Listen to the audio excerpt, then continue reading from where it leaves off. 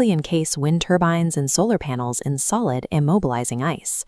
To power a commercial data center, you would need a relentless, never-ending convoy of fuel ships. The logistical cost would instantly wipe out whatever money you saved on air conditioning.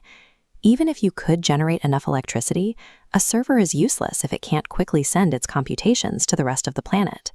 This diagram shows how the internet physically functions. These glowing lines are the massive undersea fiber optic cables binding North America, Europe, Asia, and Africa together. But panning down to the South Pole reveals a massive dark void. Antarctica is completely cut off. Right now, bases like the U.S. Antarctic stations have to rely heavily on large satellite dishes just to maintain basic communication. Satellite internet has extremely strict bandwidth limits.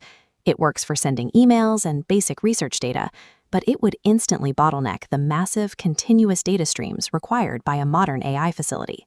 Without a physical, high-speed tether to the global grid, a multi-billion-dollar server farm essentially becomes an isolated brick.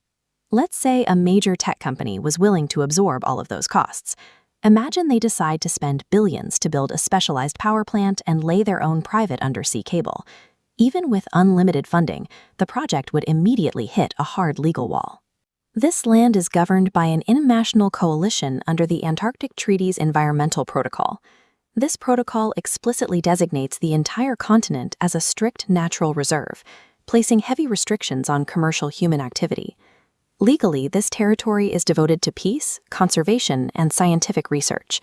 That's why facilities here, like this research base elevated on stilts, are meticulously designed for low environmental impact, not mass industrial scaling.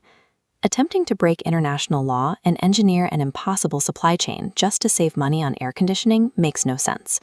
It proves that as much as we talk about the digital cloud, it will always be anchored by the physical limits of human infrastructure.